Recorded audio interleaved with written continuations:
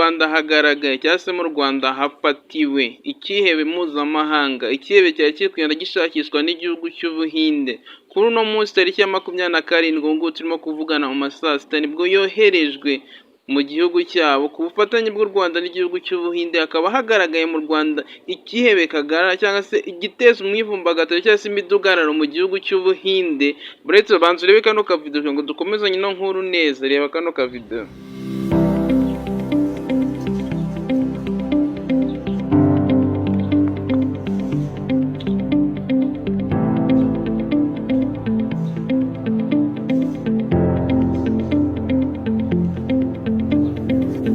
Nk'uko mubyiboneye muri video, nk'uko mumubonye, uyu mugabo niwe ugaragaye cyangwa se niwe ushyikirijwe leta y'Ubuhinde, kubera leta y'Ubuhinde yari yaramutanzemo, mbese yari yarashyize kuri mandadari cyangwa se ari kuri warrant, ari kuvuga ati uyu muntu arahigwa cyane kubera ko afatanya n'imitwe y'iterabwoba ikorera mu gihugu cy'Ubuhinde.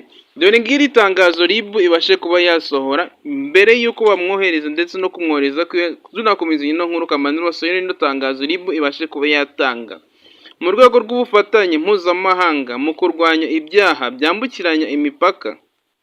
Uyu munsi ku itariki ya 27 Ugushyingo 2024, u Rwanda rwohereje Bwana Salima Khalid uzwi ku izina rya Salima w'imyaka 30 yashakwaga na guverinoma y'Ubuhinde kubera ubufatanye n'umutwe w'iterabwoba ukorera ku butaka bwawo, kubera ko yafatanyaga n'umutwe w'iterabwoba ukorera mu gihugu cy'Ubuhinde. U Rwanda nibwo rwamufashe. Akekwaho ibyo byaha yafatiwe i Kigali ashyikirizwa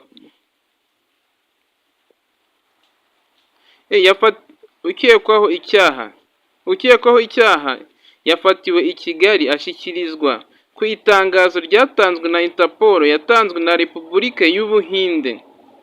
Kohereza ukekwaho icyaha byakorewe i Kigali. Kohereza ukekwaho icyaha byerekana ubushake bwa guverinoma y'u Rwanda kutemerera abagizi ba nabi kuza gushakira ubuhungiro cyangwa se guhunga no kuza kwihisha mu gihugu cy'u Rwanda.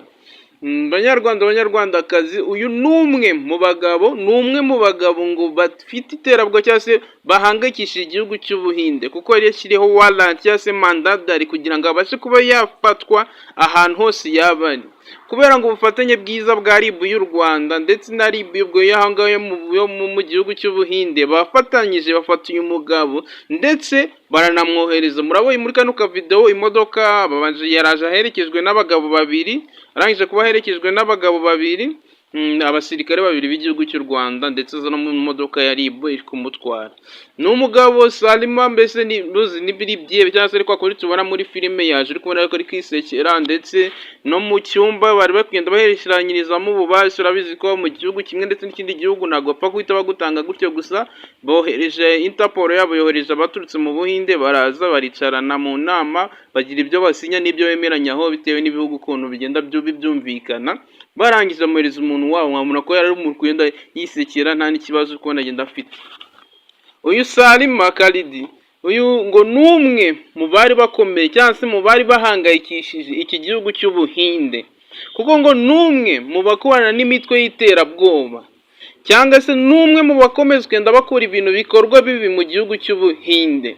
Akaba yari yaratorotse ari kugenda kwepera mu bihugu bigiye bitandukanye, ariko akaba yageze muri Afurika mu gihugu cy'u Rwanda. Murabizi kubera umutekano mwiza tugenda twigira mu gihugu cyacu cy'u Rwanda, kubera umutekano tugenda duhorana nawo, ntago igihugu cy'u Rwanda ntago bakwemerera cyangwa se ntago bakwemera ko wakora ibyanguzo uhungira mu gihugu cyacu cy'u Rwanda. Niho bahise bamufata ngo kubera ubufatanye bwiza ndetse n'uko u Rwanda rwanga ibyaha nyambukiranya mipaka. Murabizi yuko no mu Rwanda mu minsi yashize nk'amezi agera nko kuri 5 ubundi RIB yaraje kudutangariza bamwe mu bantu bo hanze bazaga ari abajura bakiba bagashaka abantu bo mu Rwanda bakareba nk'umuntu w'umukarani, umuntu w'umushomeri ufite ubuzima bubi, akavuga ati ugenda ujye kuri banke, ugenda ufunguze banke. Urabizi gufunguza banke ni ubuntu, ugabitsa inoti imwe y'igihumbi bakaverisa amafaranga bibye mu mahanga, barangiza bakaverisaho bagahita bakayajyana kuri izo banki, noneho bakayazana bakabaherezamo 40% bagatwara 60 abandi.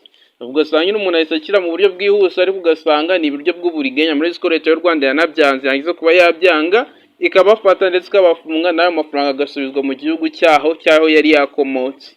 Uyu Karidi rero ngo ni umwe mu bari bafite iterabwoba rigiye rikomeye cyane, wakomeje kugenda aceremba, ikomeze kugenda ahigwa, arangiza aje gufatirwa mu Rwanda ndetse anoherezwayo asubizwa mu gihugu cyabo. Ni ikigaragaza ko ibyaha byose wakora, ikintu cyose wakora, aho waba uri hose ku isi, aho waba uri hose, nka gutya hari ibintu ushobora kuba wavuga ati wenda mu gihugu cy'u Rwanda ugakora icyaha runaka, ukavuga ati wenda nzakwepa, ukaba wakwiye amafaranga menshi, cyangwa se ugasanga umuntu yishe abantu ukavuga ati wakwepa uragenda ugere kure. Urabona ko bino ni ikimenyetso cyiza, cyangwa se ni igikorwa cyiza baba batweretse nk'abanyarwanda, cyangwa se biba binatwereka twese, kakwereka nawe ukaba hari ikintu nawe wagenda ubikuramo, bikaba byakubwira ko icyaha cyose aho wagikorera nta hantu hari ubwihisho kuri iyi si, ahantu hose wakorera icyaha n'ubundi wakongera ugafatwa ugasubizwa. Kuko urabona nk'uyu yari umuhinde, ari mu gihugu cy'u Rwanda, urabona ni umuntu ameze neza, wenda tugendeye kuri fizikali nk'ukuntu wabonye kano kavideo, ni umuntu wagendeye gutya. Gusa byinshi n'ibindi bintu bigiye bitandukanye turakomeza kugenda tubikurikirana, nuko turagenda duhabwa amakuru RIB yatangaje yaraya, ndetse no kuba yasubizwa mu nyakarigura agiye abasha kuba yasubizwa. Tunagenda dukomeza dukurikirana amakuru tumenye se ubundi Karidi ari muntu ki, Karidi yakoraga iki kugira ngo uyu Salim abashe kuba yaza gufatirwa mu gihugu cy'u Rwanda, kugira ashyiremo iyi $1, nubwo ari kuvuga ati wenda yari ikihebe gikora ibiki, kuko aravuga ati umuntu watezaga imyivumbagatanyo akorana n'imitwe y'iterabwoba iri muri icyo gihugu cy'Ubuhinde. Muri zo biriya bihugu by'Ubuhinde biba ari ibihugu binini cyane bitandukanye no mu gihugu cy'u Rwanda, biba ari ibihugu binini ku buryo haba hashobora kuba harimo nk'amashyamba, nk'uko mujya mwumva muri Kongo harimo imitwe igiye itandukanye, wenda mu Rwanda ni agahugu gatoya, kuko biriya bihugu biba ari ibihugu binini cyane ku buryo hazakajyamo imitwe bakaza bagatwara nk'ahantu hangana nk'intara yose, bagafata nk'umujyi wa Kigali ugasanga higarurijwe n'iyo mitwe y'iterabwoba, bakajya bagenda wenda bagasahura abantu, bagateza imyivumbagatanyo, cyangwa se ugasanga ya mitwe y'iterabwoba ishaka kuba yakuraho igihugu cyane ibyandi by'abayisilamu. Urabona ko n'umuntu w'abayisilamu ntabwo tubizi, dushaka kugira ngo tubikurikirane tuze kubasha kuba twabimenya, ariko ikintu wenda navuga ati wenda twabona ikintu twabasha kuba twakuramo, ni ukumenya yuko nta hantu wakorera icyaha ngo ugiye wowe wagira ubwihisho. Abari leta y'u Rwanda ni leta nziza ibasha kuba yafatanwa n'ibindi bihugu bikabasha kuba bafatanya, bivuze ko naho ahantu hose wakorera icyaha nta hantu wagenda, mbese ntaho wahungira, kuko n'ubundi nimba u Rwanda rubasha kuba rwakohereza umuntu mu Buhinde, bivuze ngo n'Ubuhinde waba wakoze icyaha yaza mu Rwanda. Dukomeza tubakurikirana iyi nkuru, tumenye byinshi yagiye akora, uko byagiye bimeze, no gufungwa kwe tuzagenda byose tugenda tubagezaho. Tugusaba ukanda like, utange comment, ndetse unakore na share kugira ngo video zacu ko tuzagenda tuzikora umunsi ku munsi, umunota ku munota ziragenda zikugeraho. Kandi tukomeza no kubashimira ku bantu mukomeza kugenda mutwereka urukundo rwanyu, mukomeza kugenda mutwereka ko ku bintu tugenda tubakora ko ari byiza, mukomeza kugenda musa nkaho mubikunda.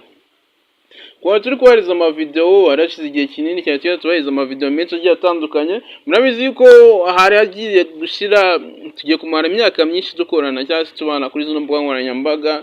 Kuva mu mwaka wa 2019 turi kubana kuri YouTube yacu, tuba tugeze kano kanya tunajyari kandi tunagikora, munatwereka urukundo rwanyu, nubwo bisa nk'ako bigenda bisa nk'aho biri gucumbagira muri no minsi, ariko tubasaba kongera tukagaruka tugahana amakuru yuzuye kandi amakuru ameze neza. Tukomeza tuzabazanira abasitari bamwe mu bagiye batandukanye, tubakora utuvideo twinshi tugiye dutandukanye, tw'udukomedi tuntu twinshi twiza, kandi tukomeza kugenda tuba twababera twiza cyane ku bantu bakomeza kugenda mudukurikirana. Twagiye tureba wenda kuri TikTok nabonye byongeye gusa nk'aho bitrending cyangwa se bizamuka cyane uko byari bimeze mbere, ariko mukomeze mugende mutwereka urukundo rwanyu. Turakomeza tubakora ibintu byiza kandi byinshi bigiye bitandukanye kuri YouTube channel Bigness TV. Ushobora kuba wadukurikirana kuri YouTube channel, ukaba wajya kuri Instagram, kuri Facebook, kuri TikTok, imbuga zose ni YouTube channel, byose twitwa izina rimwe ni Bigness TV, kugira ngo mubashe mwadukurikirana kandi tubakurikirane amakuru yose nkuko agyagezweho. Iyi ni update, ni inkuru nshya ndagiye kari hantu hambere waba ugiye kuyikurana ahangaha n'ahandi hose ziragenda zisa nkaho zigaragara, ariko iyi nkuru ndakeka turi mu bambere cyangwa se n'abambere babashe kuba bayitangaza, akaba bayigaragaza hano ku mbuga nkoranyambaga. Ku muntu ukomeje ubasha kuba yari ino video akabasha kuba yayirangiza, kubera urukundo tubakunda, ushyiremo comment niba ushaka kutuguheza ka internet kuba wakoresha comment kongera reba amavideo yacu. Kandi thanks, turabakunda kuba ufashe umwanya wawe ukareba ino video ndetse ukabasha no kuwayirangiza. Thanks, turabakunda. Yeah.